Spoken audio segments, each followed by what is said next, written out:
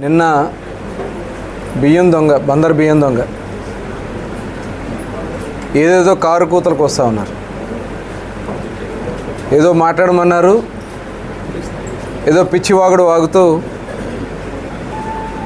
ఆంధ్ర రాష్ట్రంలో అమలు జరుగుతున్నటువంటి మద్యం విధానం పైన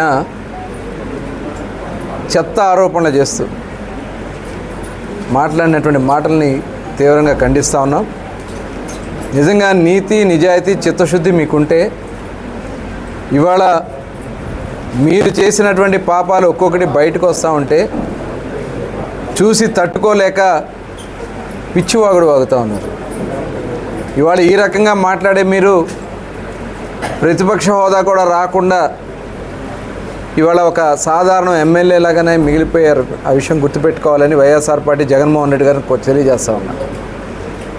నిన్న మాట్లాడుతూ షాపుల దగ్గర కమిషన్లు తీసుకున్నా అని చెప్పి మాట్లాడుతూ ఉన్నారు.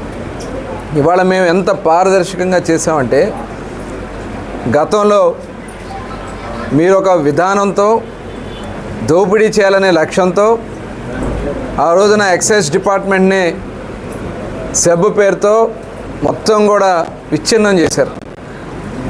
తర్వాత గవర్నమెంట్ షాపులు పెట్టుకుని రేట్లన్నీ కూడా విపరీతంగా పెంచేసి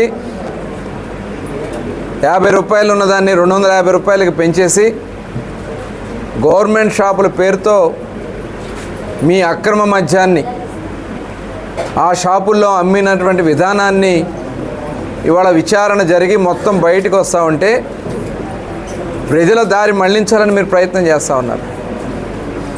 ఇవాళ మీరు చేసినటువంటి దోపిడీ, ఇవాళ కొన్ని బ్రాండ్లని, డిస్టిలరీలని భయపెట్టి హస్తగతం చేసుకుని ఆ డిస్టిలరీలో తయారు చేశారు. ఇది వాస్తవం కాదా? దీని మీద మేము విచారణ చేస్తూ ఇవాళ సిఐడి ఎంక్వైరీ జరుగుతూ ఉంది.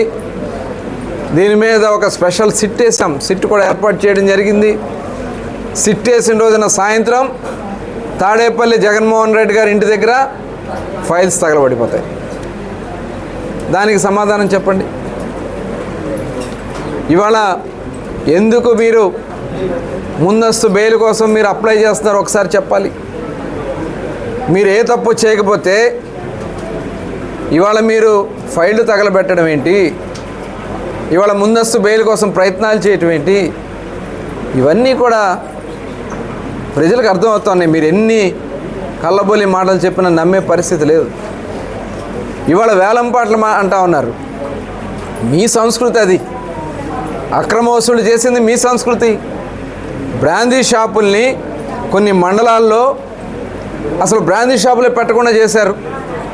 మీ అనుయాయులతో బెల్ట్ షాపులు పెట్టుకోవడానికి పాటలు పెట్టి ఇవాళ మొత్తం కూడా దోపిడీ చేసే కార్యక్రమం చేస్తే ఇవాళ మేము దాదాపు 3400 షాపుల్ని చాలా పారదర్శకంగా చేస్తే దాదాపు 90,000 అప్లికేషన్స్ వచ్చినాయి. 1800 కోట్ల రూపాయలు ప్రభుత్వానికి ఆదాయం జమ అయింది.